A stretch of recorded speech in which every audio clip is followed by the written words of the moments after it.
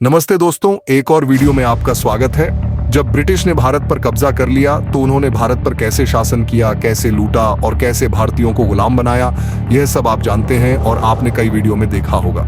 लेकिन इस वीडियो में हम ये जानेंगे कि ब्रिटिश ने भारत पर कब्जा कैसे किया, वे भारत क्यों आए, जब ब्रिटिश भारत पर शासन कर रहे थे तब भारतीय राजा क्या कर रहे थे। बहुत से लोग इस बारे में नहीं जानते। इस वीडियो में मैं इसी विषय पर जानकारी दूंगा, तो वीडियो बहुत ही रोचक और जानकारीपूर्ण होने वाला है। कृपया इसे अंत तक देखें। अगर आप चैनल पर नए हैं तो चैनल को सब्सक्राइब करें और बेल आइकन दबाएं ताकि आपको हमारी हर नई वीडियो की जानकारी मिले। तो चलिए वीडियो शुरू करते हैं। ब्रिटेन एक छोटा सा देश है जो यूरोप महाद्वीप में स्थित है। अगर हम इसकी तुलना भारत से करें तो यह एक बहुत ही छोटा देश है। ब्रिटेन वर्तमान यूके यूनाइटेड किंगडम का एक हिस्सा है, लेकिन भारत ब्रिटेन से 13 गुना बड़ा है। अगर हम जनसंख्या के आधार पर देखें तो भारत ब्रिटेन से कहीं अधिक बड़ा है। उस समय ब्रिटिश लोगों ने सोचा कि उन्हें भारत में व्यापार करना चाहिए क्योंकि यहाँ से उन्हें बहुत अधिक लाभ हो सकता है। उस समय ब्रिटेन और यूरोप महाद्वीप में सबसे ज्यादा मांग मसालों की थी। ब्रिटिश लोग उन देशों में जा रहे थे जहां से उन्हें मसाले मिल सकते थे, वे उन्हें खरीदते थे और फिर दूसरे देशों में ऊंचे दामों पर बेचते थे और बहुत मुनाफा कमाते थे। इसी तरह उनकी नजर हमारे देश भारत पर पड़ी। भारत में उन्हें कपास, रेशम, चाय और अन्य वस्तुएं बहुत सस्ते दामों पर मिल रही थी। इसलिए उन्होंने सोचा कि व्यापार के लिए भारत सबसे अच्छा देश है और वे भारत आ गए। लेकिन इससे पहले हमें यह जानना चाहिए कि उस समय यूरोप से भारत आने का कोई रास्ता किसी को पता नहीं था। पुर्तगाल के एक व्यक्ति वास्को डी गामा ने 1982 में भारत आने का समुद्री मार्ग खोजा।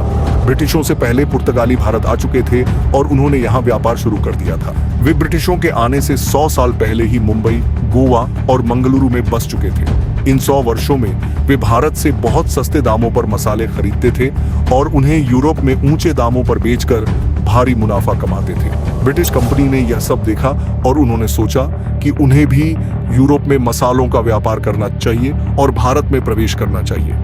उन्होंने इस विषय पर महारानी एलिजाबेथ से चर्चा की और नीदरलैंड कंपनी के साथ मिलकर भारत आने का फैसला किया। जिस समुद्री मार्ग से पुर्तगाली भारत आए थे, उसी रास्ते से 24 अगस्त 1608 को ब्रिटिश भारत आए। सूरत में वे पहली बार आए। उस समय सूरत पर मुगल बादशाह जहांगीर का शासन था। उन्होंने जहांगीर से व्यापार करने की अनुमति ली और सूरत में ईस्ट इंडिया कंपनी के नाम से अपनी कंपनी शुरू की।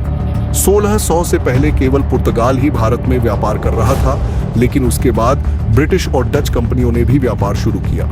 1600 से 157 तक अंग्रेज वही काम कर रहे थे जिसके लिए वे आए थे, लेकिन असली मोड़ यहीं से शुरू हुआ।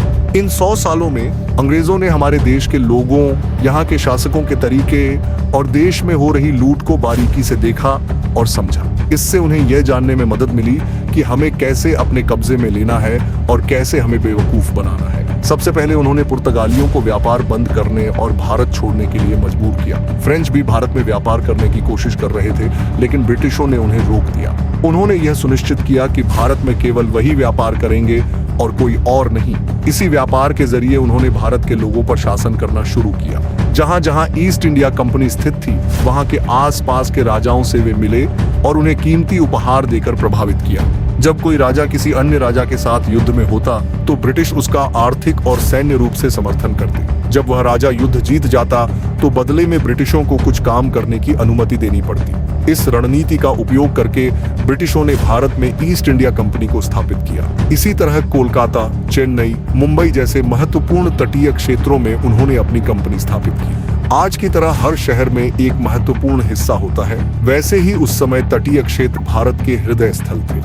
अंग्रेजों ने सोचा कि अगर वे तटीय क्षेत्रों पर कब्जा कर लेंगे तो पूरे देश पर नियंत्रण पाना आसान होगा और उन्होंने इसे अपने पहले कदम के रूप में अपनाया। इसके बाद उन्होंने भारत में अधिक सेना लाने की योजना बनाई। उन्होंने राजाओं से कहा कि वे अपनी कंपनी की सुरक्षा के लिए सैनिक ला रहे हैं। चूंकि राजा उनके दिए हुए उपहार स्वीकार कर चुके थे, इसलिए उन्होंने इस अनुरोध को मान लिया। इस तरह अंग्रेजों ने भारत में अपना शासन स्थापित किया। यहाँ धीरे धीरे उन्होंने राजाओं का ब्रेन वॉश किया और उन्हें समझाया कि फैक्ट्री की सुरक्षा के लिए हमें हथियारों की जरूरत है, जिससे राजा सहमत हो गए। उन्होंने अपने देश से हथियार और घोड़े मंगवाए। इस तरह उन्होंने अपनी पूरी सेना को भारत में लाया। 1884 से पहले उनकी सेना लाखों में पहुंच गई और उन्होंने सुनिश्चित किया कि हर व्यक्ति के पास हथियार हो। दुखद बात यह थी कि इस सेना का आधा हिस्सा हमारे ही भारतीय थे। वे पैसे और अन्य कारणों से उनके लिए काम कर रहे थे। अंग्रेज लगातार उन राजाओं को उपहार देते रहे जिन्हें जरूरत थी और अपने काम को आसानी से पूरा करवा रहे थे। 1950 के बाद अंग्रेजों ने राजाओं पर युद्ध करना शुरू कर दिया। पहला युद्ध बंगाल से शुरू हुआ और उन्होंने इसे बहुत ही चालाकी से लड़ा। यह युद्ध 1957 में नवाब सिराजुद्दौला के साथ हुआ। अंग्रेजों ने डिवाइडर नामक एक रणनीति अपनाई। इसका अर्थ था कि उन्होंने एक योजना बनाई और राजा के साथ काम करने वाले व्यक्ति को कुछ उपहार देकर उससे जानकारी हासिल की। उस व्यक्ति का नाम मीर जाफर था। उसने राजा से कहा कि अंग्रेज युद्ध करने नहीं आ रहे हैं, इसलिए राजा ने अपनी सेना पीछे हटानी शुरू कर दी। लेकिन अचानक अंग्रेजों ने राजा की सेना पर हमला कर दिया और इस तरह राजा इस युद्ध में हार गए। इस युद्ध का नाम प्लासी का युद्ध था। यह अंग्रेजों का पहला युद्ध था जिसमें उन्होंने युद्ध के नियमों का पालन नहीं किया और बेईमानी से राजाओं को हराया। इस युद्ध के बाद 1764 में उन्होंने फिर से मुगल साम्राज्य पर हमला किया और उन्हें हराकर बंगाल, असम और ओडिशा पर कब्जा कर लिया और वहां शासन शुरू कर दिया। फिर अंग्रेजों ने कहा कि इस क्षेत्र में रहने वाले लोगों को टैक्स देना होगा और उन्होंने कर वसूलना शुरू कर दिया। इसके बाद उन्होंने तटीय क्षेत्रों पर कब्जा करने की योजना बनाई और मैसूर क्षेत्र पर हमला किया। उस समय मैसूर पर टीपू सुल्तान के पिता हैदर अली शासन कर रहे थे। हैदर अली की सेना बहुत मजबूत थी, इसलिए अंग्रेजों और हैदर अली के बीच 4 बार युद्ध हुआ। पहला युद्ध 1767 से 1769 के बीच हुआ, जिसमें हैदर अली ने आसानी से जीत हासिल की। दूसरा युद्ध 1880 से 1804 के बीच हुआ, लेकिन इस बार अंग्रेजों को मराठों का समर्थन मिला और हैदर अली की मृत्यु के कारण युद्ध रोक दिया गया। इसके बाद अपने पिता की मौत का बदला लेने के लिए टीपू सुल्तान ने तीसरा युद्ध लड़ा, लेकिन इस बार भी अंग्रेजों ने मराठों और हैदराबाद के निजामों की मदद से जीत हासिल की और टीपू के आधे क्षेत्र पर कब्जा कर लिया। यह आधा क्षेत्र अंग्रेजों, मराठों और निजामों के बीच बांट दिया गया। अंत में 1999 में चौथा युद्ध हुआ, जिसमें अंग्रेजों ने टीपू सुल्तान को मार दिया और मैसूर क्षेत्र पर कब्जा कर लिया। इस तरह उन्होंने धीरे धीरे सभी राज्यों पर कब्जा कर लिया। केवल 2 राजा अंग्रेजों के साथ थे, सिख राजा और हैदराबाद के निजाम। सिख राजा ने अंग्रेजों पर युद्ध नहीं किया, लेकिन उनकी मृत्यु के बाद अंग्रेजों ने उनके राज्य पर भी कब्जा कर लिया। अंत में केवल हैदराबाद के निजाम नवाब ही बचे थे। वे अंग्रेजों के साथ बहुत विनम्रता से पेश आते थे, इसलिए अंग्रेजों ने उन्हें छोड़ दिया।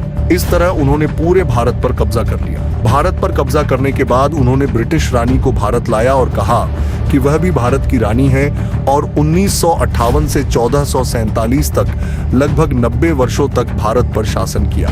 हमारे कई स्वतंत्रता सेनानियों ने अपने जीवन की आहुति दी और अंततः 1947 में हमें उनसे स्वतंत्रता मिली। तो यह वीडियो था। अगर आपको इसमें कोई जानकारी मिली हो या वीडियो आपको रोचक लगा हो तो कृपया वीडियो को लाइक करें और हमारे चैनल को सब्सक्राइब करें और बेल आइकन दबाएं। इस वीडियो को अपने परिवार और दोस्तों के साथ शेयर करें। अगले वीडियो में फिर मिलते हैं, तब तक अपना ख्याल रखें। जय हिंद।